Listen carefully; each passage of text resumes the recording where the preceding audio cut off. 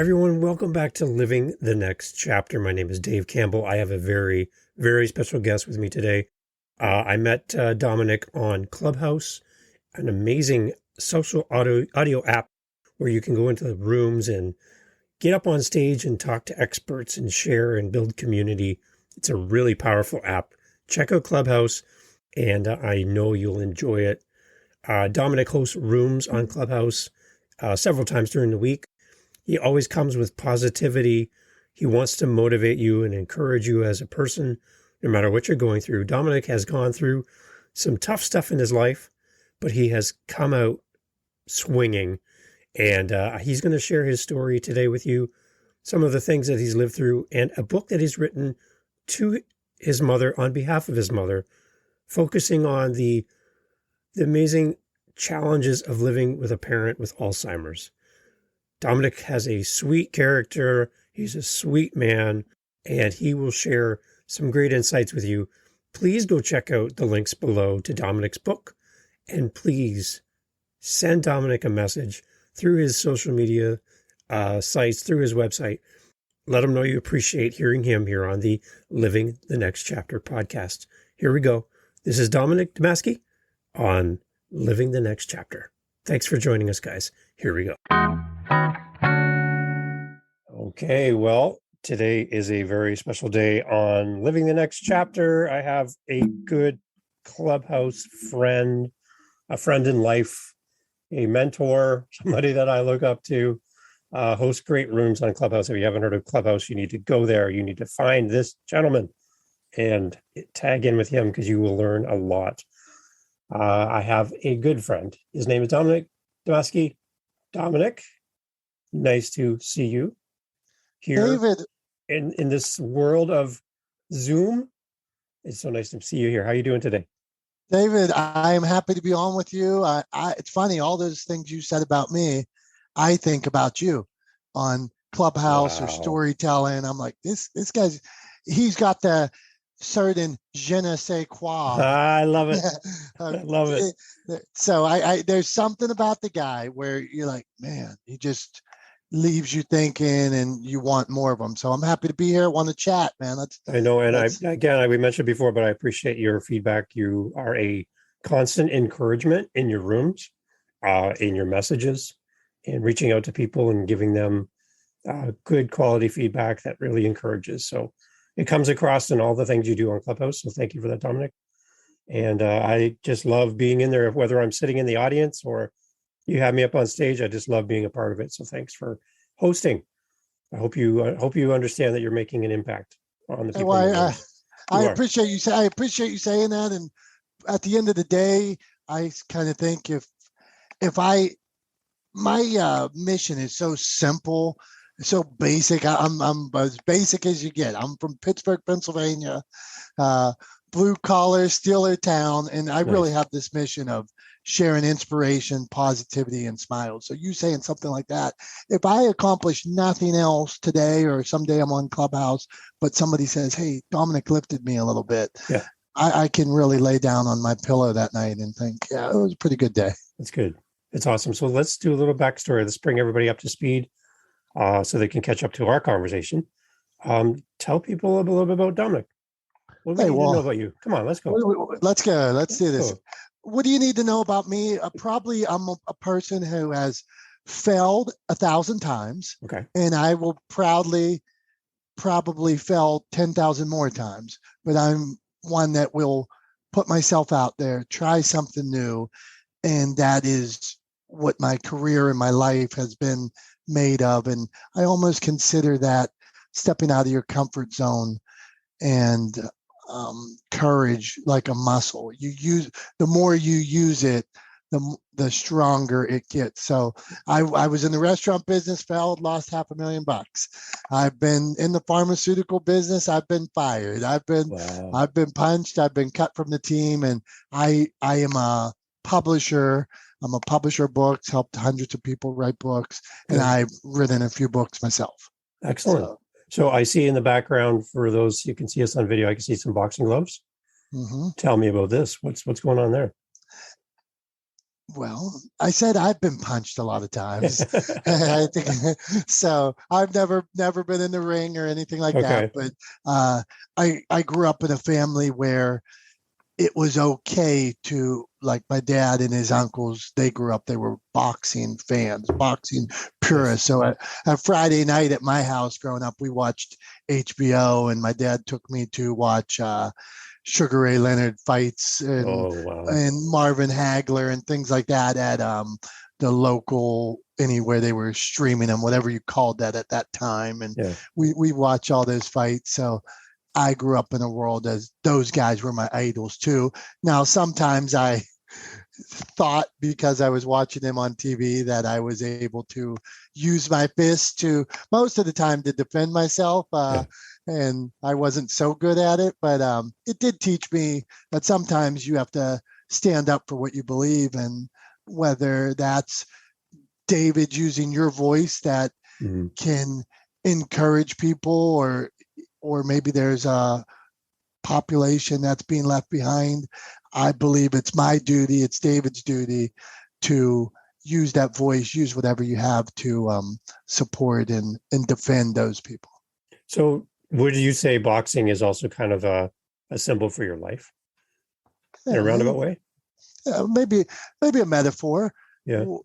So if I The moved my training. yeah, Oh, yeah. Yeah. if I Yeah. moved mine, Oh, there's yeah. There you go. Yeah. a little Muhammad Ali, and there's another Muhammad Ali for the people Beautiful. Like I'm thinking watching the it. training, the discipline, the Yeah, and I get know, back up when you get knocked down, all that, right? yes, for watching it and things like that. Now, I was a basketball player Yeah. and played at a low Division III, which is a college basketball, but the lowest. But in my whole career, or the time I played, it was not based on that I was good. It was not based on that I was a good shooter. It was based on effort and being willing to dive on the floor and all Mhm. those things that you are speaking of there is Yeah. what. And then I think in life, sometimes we have to dive on the floor, put in the extra hours. I mentioned I was in the restaurant business and went broke. When I was losing it all, I went and got a paper route and delivered 250 to 300 papers every morning in my car. You do what you have to do to really survive. So I love boxing too, Dominic. I love the old boxing movies too, all the Rocky, Adrian, all that stuff, right? But what I love about watching those old movies is when the round ends, the bell goes, and you go back to your corner, and you just got handed a whole bunch of hurt, and you're back in your corner, and it's that moment where you get re-energized, sewn up, Yeah. cleaned up, get a drink, back out, bang, you're back out again. And it's in Mhm. those moments when you are surrounded by people in your corner who are there to build you up, refocus you, get you back in the game, challenge you, put your head in the right spot so that Mhm. you come out for the next round ready to go. No matter what happened in the round previous, their job is to get you focused on what's coming, not what happened. And I Mhm. think having good people in your corner in life, really, that's why I love the metaphor of boxing is you will get beat up, you will get knocked down in life, no matter what you do, writing a book, um, getting your book out there, getting people to hear your voice and connect with you. You're going to get times where you're going to get beat up and knocked down, and you get sent back to your corner. And you got to think, who's in your corner, who is your community, who are your people who will build you back up and send you back out. So for you, who do you have in your life that when those bad times happened that came around you and sewed you back up, cleaned Hmm. you up, and sent you back out in the fight? Who were they? That's the whole premise. You're a great storyteller, and even the way you asked the question, I'm sitting here almost welling Yeah, up I know, with right? about to tear up. So my wife's always been there. My wife's always been there for me. Mhm. We just had our 20th year anniversary. Congratulations. That's awesome. And thank you. Yeah. And so she's been through bankruptcy with me. She's Yeah. been through felling. She's been through. We have a son who was a type 1 diabetic when he was 3 years old that we've given thousands of insulin shots to, and we had to grab his tiny little arms Oh, and man. and she's been by my side through my mom's Alzheimer's and things like that. So she's always been there. And I have some dear friends that have always been there for me, inner circle. And I think my dad is one that is too, a stabilizing force where we have these ups and downs. And I'll go back to when I was in the restaurant business, and I had worked for my dad in his landscape business as a teen in the 20s. And I always had this goal that I was going to start a restaurant. So I worked as a kitchen manager some places. This was before the mortgage bubble burst. Yep. And I was able to start a restaurant, borrowed until I refinanced, bought houses, refinanced cars until I had this unsurmountable debt probably, but also 100-seat restaurant and 20 some employees, and did a good many sales for a few years. But as we started to go downhill and there was construction on the roads, I was behind on my bills, behind on my taxes. The IRS, which is they collect taxes, they were knocking on my door as well. And my dad would come up and he'd sit out there when nobody was there at times, and he'd sit out in the restaurant and sit by the window for me so that it looked like people were there. And even as I was about to close, where you owed everybody, it was going to be starting over. They were going to basically take the equipment out of the building. That's what they do. You're done. And my dad said to me back then, he said, keep your head up, even if you have to put it on the curb. And that was like, right. Like, wow. Wow.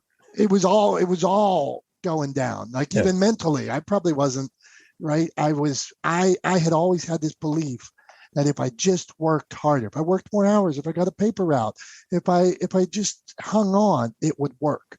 But this was a point where now I'm 25, 26, and I'm $500,000 in restaurant debt with people knocking on the door, and their options were pay us or you're going to jail.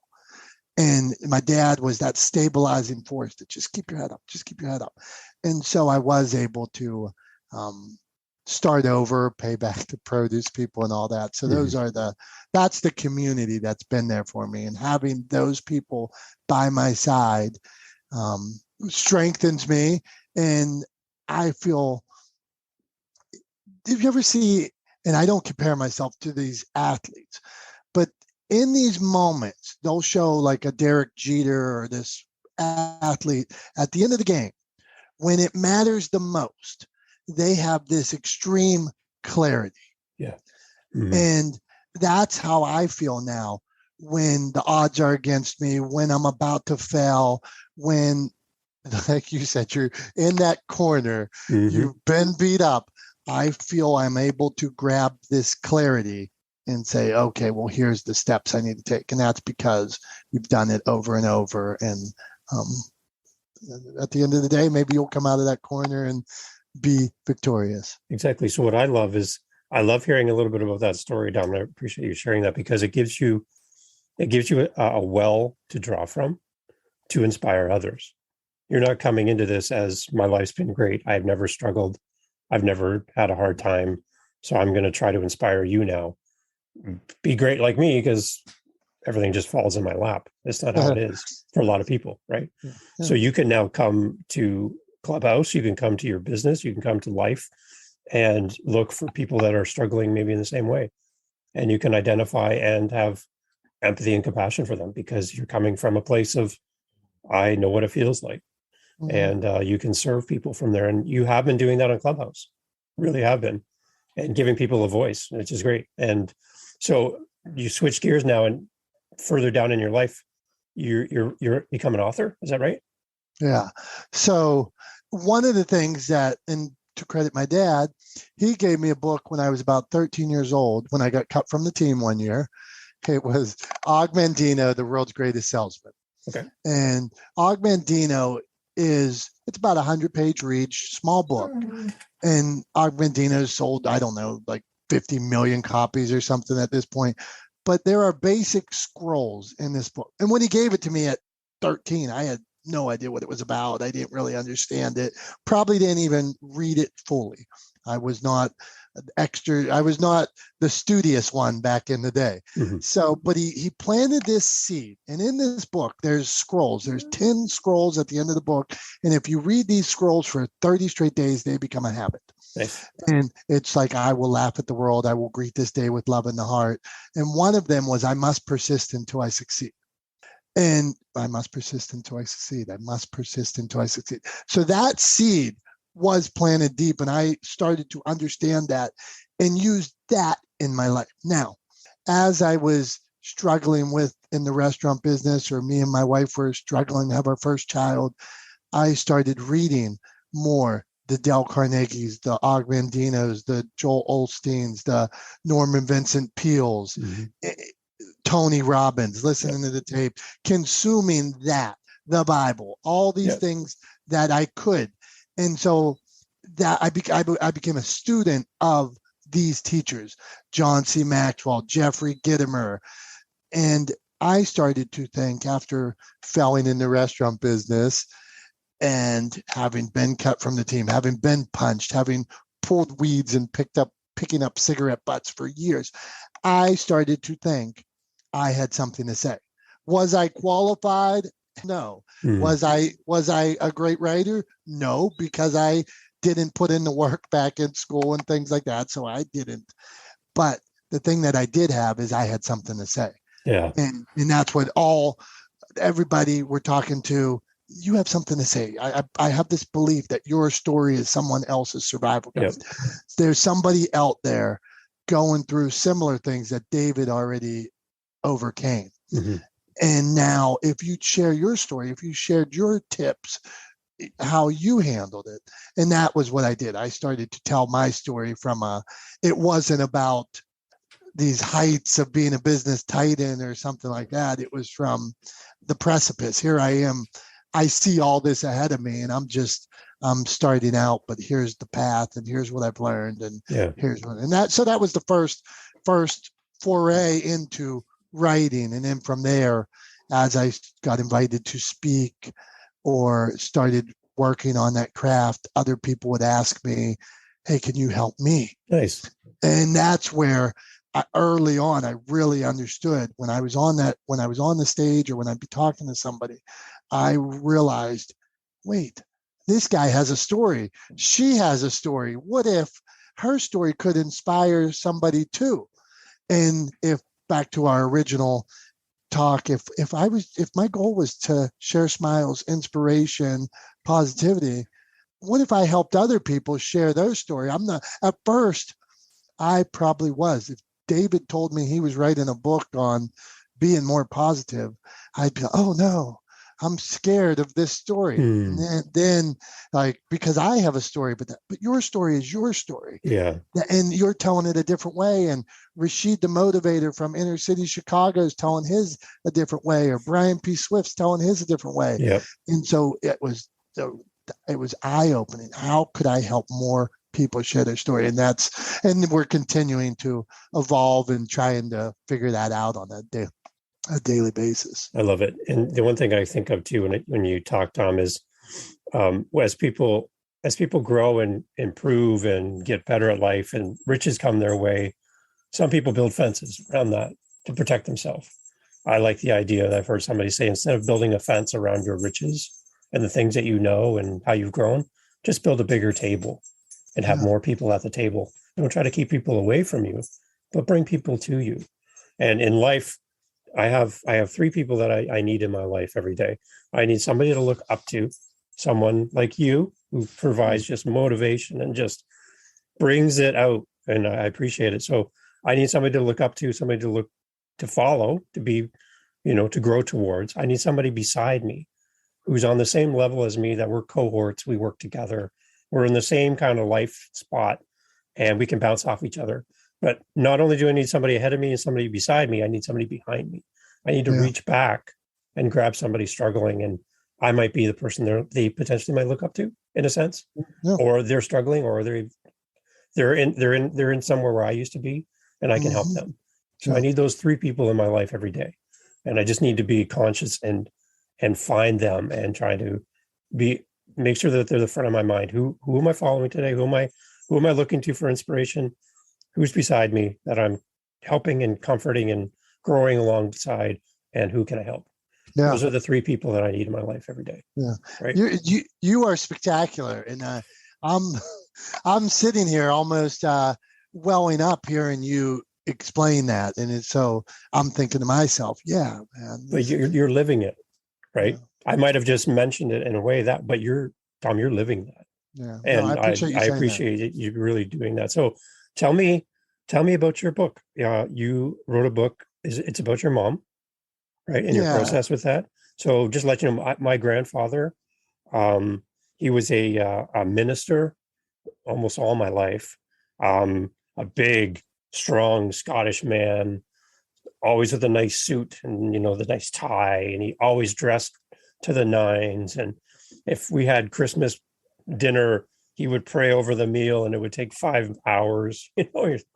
Wow, let's just eat already. Right. But that's who he was. He had this switch. He could switch it on. And you would just, again, like we mentioned, you would sit up straight every time he talked. Right. Came from nothing. And he was a great, passionate leader and cared for people. He got Alzheimer's when I was in high school, college age. And I watched a man change in front of me. And in my mind, he was always that guy, right, that I knew growing up. But he got to the point where he was in a home and he would sit at his chair and he would be wiping things off the chair into his hand. And there's nothing on the table, but he'd just be working away. And I visit him and I figured out he was counting change in his mind and he pulling it off the table into his hand. And then he would put it in his fist and he would hand it to you without letting anybody see what's in the hand. You put it in your hand and pat your hand. He's giving you money. In his mind, that's what he was doing, right? And I watched him try to wrestle with how his life had changed, but still see glimpses of him when he would just, all of a sudden he would be there. And you're like, oh, yeah, he's here with me right now. I can see him and he knows me. He knows I'm here. So I'm interested in your book, Don, because I've lived it and it changed me as a person watching this happen. So tell me about the book. Tell me a little bit about the story behind the book. And if for somebody who's dealing with somebody in their life that is going through something like this, how can this book help them? Well, I appreciate you sharing the story about your grandfather, and those glimpses of that you described, that glimpse, that's there for anybody going through this, that moment. That's what you hope for. Yeah. My hope is that moment, that 10 seconds where I think that she knows me. And in that moment, I would give anything for it, right? For that, just that little second. So I had, as an author, I had almost been done writing because my time is spent promoting my authors, working on their books, reading their books, seeing what they're into, asking them, hey, give me more detail about that when you made that trip to Denver. Tell me about the mountains. Tell me about this. That's pulling that out of them. And so my writing had been something that was tabled. And then during the pandemic, when the pandemic hit, my mom battled with Alzheimer's for about close to a decade now. And it's so knowing that my name is Dominick or that I am her son, it's probably been about 6 years since that point. And when the pandemic happened, right before she had taken a terrible fall, and my parents have a beautiful farmhouse on the edge of the town with a white split rail fence that they'd paint every summer with rose bushes and almost picturesque. And that's where they lived. But there was no way my mom, after her fall, could go back to that home. because it's multiple levels. There was additions on additions. Even the rooms without steps had steps, so it wasn't safe for her to be there anymore. And with the memory loss of, you got to the point where my dad was still working, and you got to the point that wandering could be a issue, and even what you put in your body and things like that were becoming unsafe. So we decide, and I have this guilt because I was one of the people that pushed this decision to put her in a home. And one, finances for the family and things like that, it puts a strain on everybody. But after being there about 45 days, 60 days, COVID hit.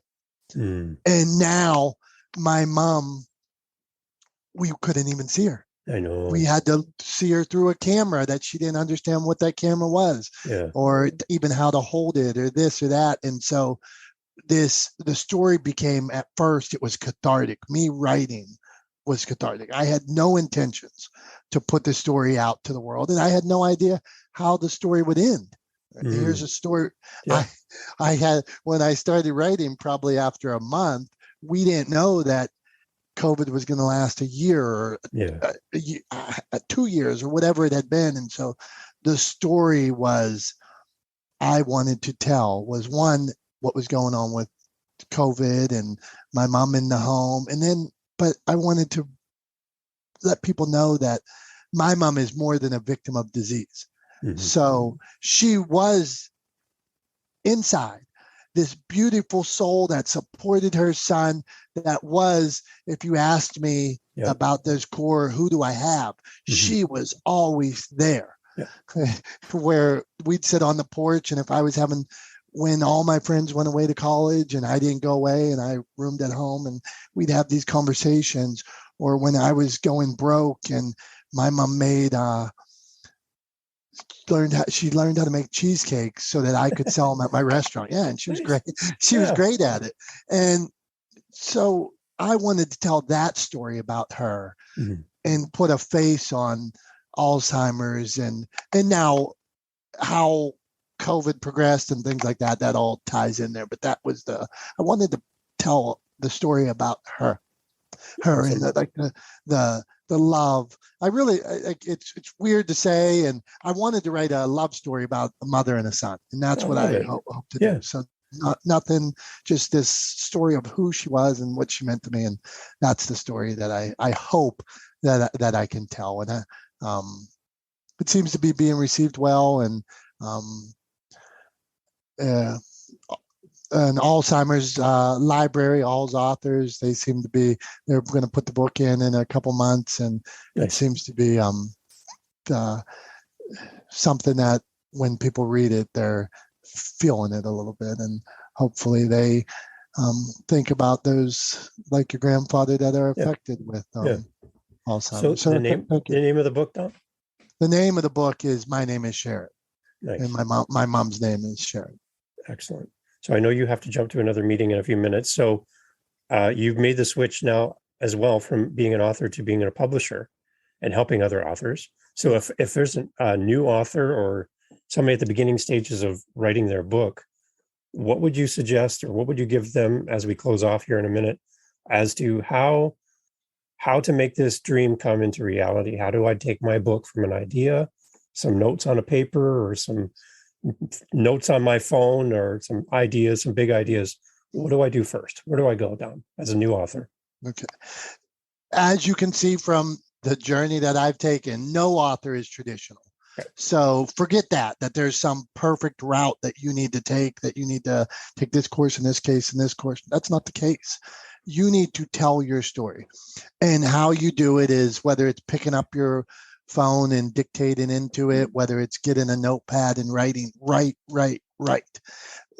improve, add detail, work on it, put all your thoughts together. But the key is to build it and just keep moving forward. Whether it's researching something, some days you're going to have writer's block. Research on the computer. Someday, like David is very well read. So reading other books is something that will help your writing, even if they're not in your genre, to understand.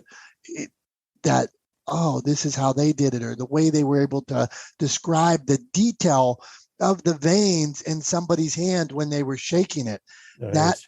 That pulls the reader in. So if you are able to tell them about the houses on the coast or the lake that you were over, the ripples in the water. So just add detail. Don't give up. Get out there and share your story by whatever means you can. And me and David met on Clubhouse. Mm-hmm. And I say, however you can share your story, if it's Clubhouse, if it's a podcast, if it's writing, if it's to your friends, get out there and keep sharing those stories. Work on them. And if you want to write, you've practiced them other ways, you've worked on them, you've told and got feedback from other people.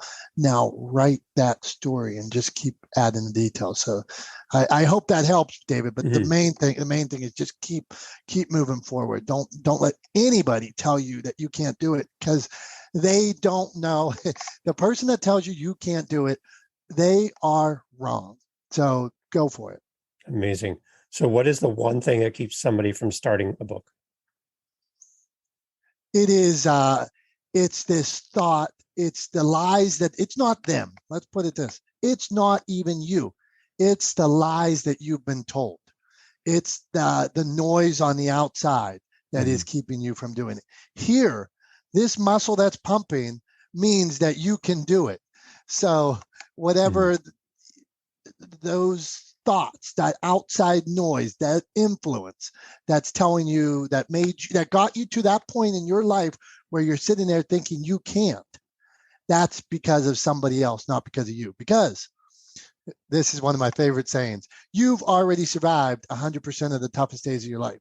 So the fact that somebody's saying that you can't do something, well, you've already accomplished. Everybody that's listening, anybody that listens, they've already accomplished so much more by getting to the point where they're listening to me and David today. They've already accomplished so much more. So they can absolutely put pen to pad or start typing and complete a book. It's amazing, Dominic. So I think the big thing coming out of this would be, let's identify the people in our corner who are going to push us forward, support us, help us when we get beat up, when we sit on the front porch of our home and eat cheesecake.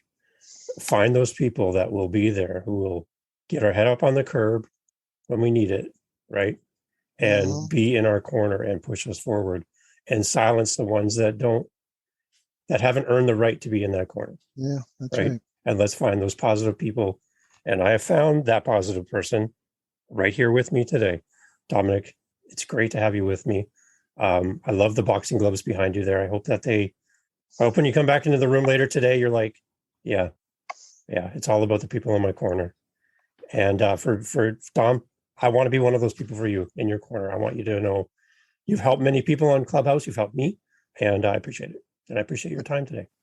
I appreciate you, man. I love what you're doing. Thank you. So Dom, how can people find you? What can we do so we can connect with Dominic and get more Dominic in our life? Thank you. If I try to be on every platform there is under Motivation Champs. That's the name of the publishing company, the name of the business. We share inspiration 24/7, whether it's your kid's got an A on a test, whether you overcame something and you want to share it. We want to help you share your story. So look up Motivation Champs anywhere, and we're hoping to be there. And if we're not there, send me tell David and say, say, hey, Dominic, you're not on this platform, and David will help me get on it. So all right. So we'll put links to the book. We'll put links to your sites in the notes as well, so people can find you. Dom, I really appreciate you spending time. And I can't wait to be back in your room on Clubhouse. If you're on Clubhouse, find Dominic, find me, find Dominic, and we will connect you with Dominic. You will be inspired every single time you come into a room with this gentleman. Dominic, thank you. The bell's going to ring. Let's get back in the fight, Dom.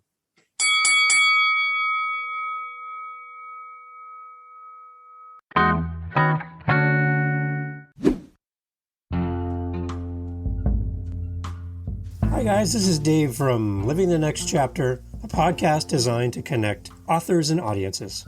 We're always on the lookout for our next interview. If you're an author, a publisher, and you have a book, whether you're just starting, whether you're halfway through writing, or it's all done and you want to tell the world, That's why we're here at Living the Next Chapter. Get in touch with us through livingthenextchapter.com. Contact us, and let's set up some time together to discuss your book, to discuss your project, and how we can get you on the show. My name is Dave, and I would love to speak to you. So go to livingthenextchapter.com, and let's get over there together and discuss all the great things that you're up to as an author, as a publisher, and let's grow your audience together. Join us on livingthenextchapter.com for great authors and an audience that's eager to hear about what you're up to as an author and a publisher. Contact us today, and let's get your book out in front of others. Thanks for listening, and we'll see you on the next one.